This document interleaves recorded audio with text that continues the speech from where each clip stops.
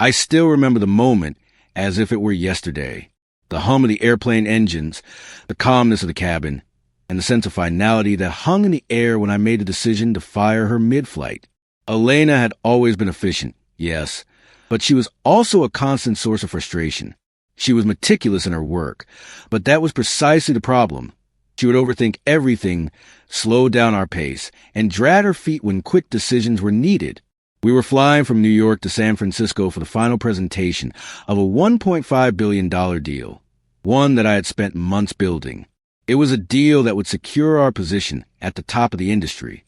Everyone in the company had been counting on it, including Elena. But as the flight continued, I felt the weight of the decision that was starting to form in my mind. If she didn't align with my vision of leadership and the company's fast-paced future, she was no longer an asset. I had tried countless times to work with her, to bring her into the fold of my decision-making style. But the truth was, I wasn't getting the results I needed. Time was ticking, and I couldn't afford to wait for someone who wasn't cutting it. So I did what I had to do. Over the intercom, I asked her to meet me at the back of the plane. My voice was steady, but I could feel my pulse racing. As she stood in front of me, I delivered the news. Elena, I'm afraid we need to part ways. You've done great work, but the company needs a different kind of leadership right now. Her face dropped, but she didn't say much. She looked shocked, hurt, but not surprised. The rest of the flight passed in an uncomfortable silence. I made the call to HR, ensuring that all the necessary paperwork was ready to go when we landed. I couldn't afford to waste any time, not with a $1.5 billion deal hanging in the balance. I thought I had made the right call. But what I didn't know was that the moment she landed, everything would begin to unravel. By the time we landed in San Francisco, I had already convinced myself that firing Elena had been the right decision. I had the team lined up, ready to move forward, and the presentation was still on track. We had everything planned. The deal was within our grasp. The plane had barely touched the tarmac when I received the first sign of trouble. As I switched off my phone and stepped out of the plane, I saw a flood of missed messages and missed calls. The first one that caught my eye was from our primary contact at the investment firm, Diane, the head of acquisitions. The message read, "Call me as soon as you land. Urgent." I immediately dialed her number, expecting to hear the usual business chatter, but when she answered, there was a noticeable tension in her voice. "We need to talk, and it's not good news," Diane said, cutting straight to the point. "I just got off the phone with the board. They're asking about Elena. Where is she?" A knot formed in my stomach.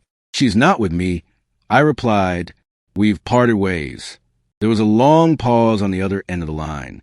I don't know how to say this, but without Elena, the deal is off. The entire board pulled back after they found out. You can still try to salvage things, but I'm afraid the damage is done. My heart sank. I couldn't believe what I was hearing. The $1.5 billion deal, the one that we had spent months cultivating, negotiating, and finalizing, was slipping through my fingers, and all because of one decision, one rash call. Elena was no longer part of the team, but apparently she had been the bridge we needed to make this deal happen. I walked away from the tarmac, trying to process the news. My thoughts were spinning. How could this be? Elena wasn't even part of the high-level negotiations. She wasn't even in the meetings with the board members, and yet they had made her the linchpin. What was I missing? As I stepped into the taxi that was waiting for me, I felt a sense of dread wash over me. The weight of my decision was now fully settling in. I had been so focused on what I thought was best for the company that I had overlooked one crucial element, Elena's unique ability to connect with people. And it was that very ability that had held the deal together. I couldn't focus on the meeting.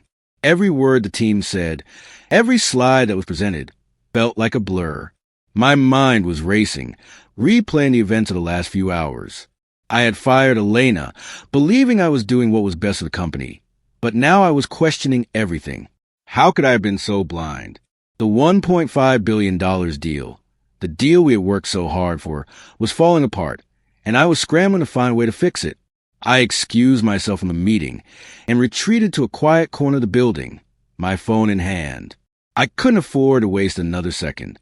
I needed answers. I called Diane back, the tightness in her voice still echoing in my mind.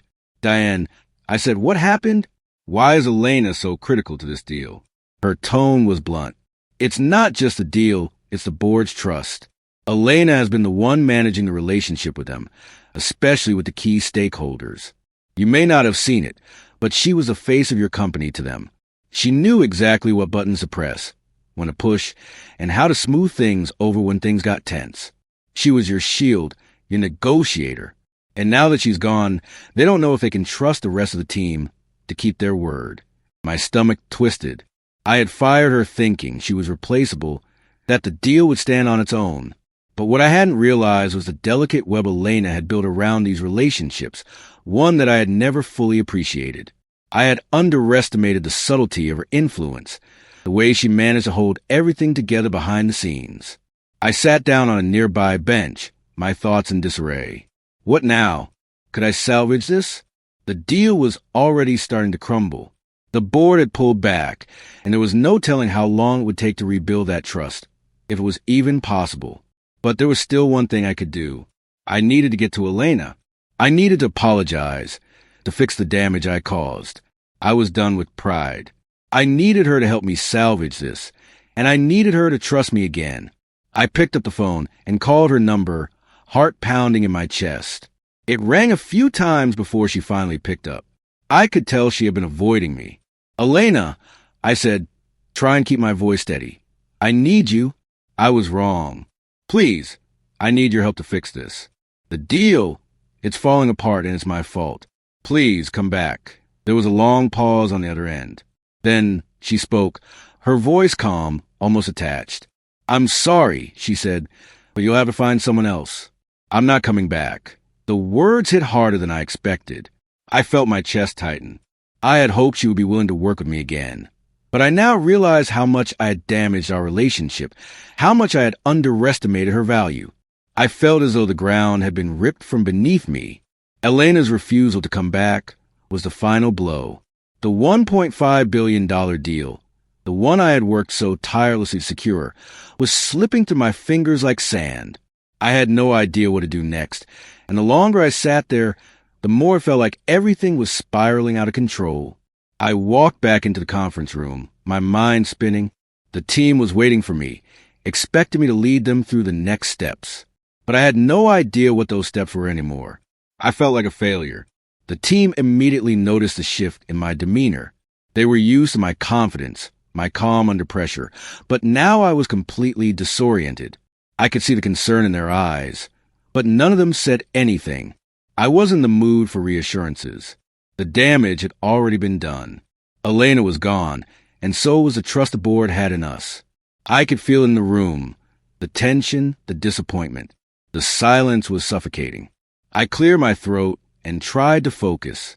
All right, I said, my voice wavering more than I cared to admit. We're not giving up on this deal just yet. We'll figure out another way. We have to. But deep down, I knew I was grasping at straws. Elena had been the one who knew the board's needs, their concerns, their personalities. She had been the one with the nuanced understanding of the delicate balance required to close such a monumental deal. And now she was gone, and all I had were my best guesses. I called Diane again, knowing that the clock was ticking. Diane, I said, trying to keep the desperation out of my voice, is there anything I can do to salvage this? We need her back. We can't lose this deal. Diane's voice was flat, businesslike. You can try, but I'm afraid the trust has already been shattered. The board was expecting her to be part of the final presentation. They trusted her, not you. They're willing to keep the door open for now. But if you don't make things right, I don't see how this deal can move forward. I ended the call with a heavy heart. The walls were closing in. The one person who could have helped us close the deal was out of reach, and I was left to clean up the mess I had made. The enormity of the situation hit me harder than I had anticipated. This wasn't just a business mistake. It was personal.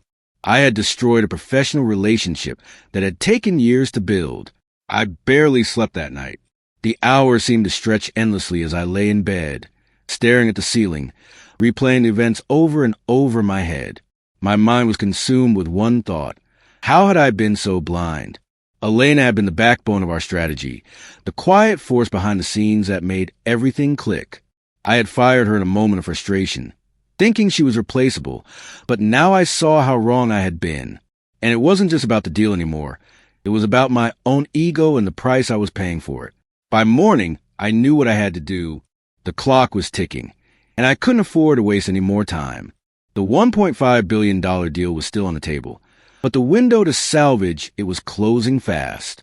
I picked up the phone and called Elena once more. I had no illusions that she would take me back easily, but I had to try. I needed her to know how deeply I regretted my decision. The phone rang, and when she picked up, there was a coldness in her voice that sent a chill down my spine. "What do you want now?" she asked, clearly not interested in hearing excuses. "Elena," I began, my voice earnest. "I was wrong. I made a mistake, an awful mistake. I let my pride cloud my judgment, and now I'm paying the price for it. I need you. I need you to come back and help us close this deal. The company is on the line." There was a pause on the other end. I could almost hear her weigh my words, try to decide whether I was sincere or just desperate. Finally, she spoke, her voice more measured this time. "You think this is about the deal?" Elena asked, a hint of disbelief in her tone. "This isn't about the money, the company, or the deal. This is about trust, and you broke that when you fired me." Her words stung, but they were the truth. I had betrayed her trust, and I had no way to undo that damage. The trust we had built over the years was shattered in an instant, and no business deal could repair it. "I understand," I said quietly. "I've learned my lesson the hard way, and I know I can't undo the past. But I'm asking you to consider the future. The company needs you, and I need you. I'm willing to do whatever it takes to make things right." Elena was silent for a long time, and for a moment, I thought she might hang up on me. But then she spoke again, her voice softer now, though still tinged with the bitterness of what had transpired. "I'll think about it," she said. "But don't expect it to be easy. Trust isn't something that can be fixed overnight." I let out a breath I hadn't realized I was holding. It wasn't a yes, but it wasn't a no either. There was still hope, however faint, that I could somehow make this right. As I hung up the phone, I realized that no matter what happened next, I had learned a painful but valuable lesson. Pride might win battles, but it would never win the war. And in the end, it wasn't the deal that mattered most. It was the people who stood beside you, the ones you relied on, the ones you trusted. And I had nearly lost that trust in the worst way possible. The next few days passed in a haze. I couldn't shake the feeling that I was running out of time, that I was teetering on the edge of losing everything. The $1.5 billion deal wasn't just a business transaction anymore. It had become a symbol of my failure, my inability to see the value of the people around me. The decision to fire Elena, to undermine her years of dedication, felt like a weight I couldn't shake off. I spent the following days working tirelessly, trying to keep the rest of the team focused, but it was clear they were just as shaken as I was. They had seen Elena as a leader, someone who could guide them through even the toughest situations. Without her, there was an unease that lingered in the office, a sense that the foundation of everything we had worked for was starting to crumble. The team kept asking me the same question, "What now?" And the truth was, I didn't have an answer. I had no plan. Elena had been the one who kept everything together, who knew how to handle the intricacies of the deal and the personalities involved. Without her, we were all just fumbling in the dark, trying to hold on to something that was slipping away. But then, just as I was about to give up, I got a message from her. It was brief, but it was all I needed to see. "Let's meet. We need to talk." I wasn't sure what to expect. Had she reconsidered? Was this a chance to repair the trust between us? Or was it just a final rejection? Either way, I knew I had to show up, to prove that I was willing to do whatever it took to make things right. We met at a small cafe in the city, a neutral ground where we could talk without the weight of the office hanging over us. Elena was already sitting at a table when I arrived, her arms crossed, her expression unreadable. She looked tired, but there was a fire in her eyes, a reminder of why I had respected her in the first place. "I'm here," I said, sitting down across from her. "I'm sorry for what I did. I was wrong. I can't undo it, but I want to make it right. If you'll help me, I'll do whatever it takes." She studied me for a moment, and for the first time, I could see a flicker of the person I once knew, the one who had always been 2 steps ahead, the one who could fix anything. I've thought about this a lot, Elena said finally. And I'll be honest with you, I don't know if I can ever trust you the way I used to. But if you're willing to prove that you've learned something from this, I'll help you. But this time it's on my terms. I felt a sense of relief wash over me. It wasn't the easiest solution, but it was a solution. And for the first time in days, I felt like there was hope. I'll do whatever it takes, I said again, my voice steady. I'm willing to start from scratch. Elena nodded, and we started to talk about the deal, about the things that needed to be fixed and the steps we would take to salvage what was left. It wasn't easy, and I knew that the road ahead would be long. But at least now I wasn't alone. And perhaps, just perhaps, this was the beginning of a new chapter, one where I could rebuild the trust one had so carelessly shattered. As we discussed the deal, I could see Elena slipping back into the role she had once played so effortlessly. She was sharp, focused, and strategic. It was clear that, despite everything, her expertise had never truly left her. She picked apart the contract and the clauses that needed revisiting, laying out the next steps in a way that was both clear and decisive. I couldn't help but admire her again. This was the person I had once trusted, and this was the person I needed to trust again if we were going to make this work. But as we worked, a nagging thought lingered in the back of my mind. How much had I lost in this process? The deal was important, yes, but there was something deeper that needed to be mended. The foundation of our relationship, professional and personal, had been cracked, and I wasn't sure how long it would take to rebuild. But for the first time in days, I felt a sense of direction. It wasn't going to be easy, and it wasn't going to happen overnight, but at least there was a chance, something I hadn't felt in a long time, and that, in itself, was a victory.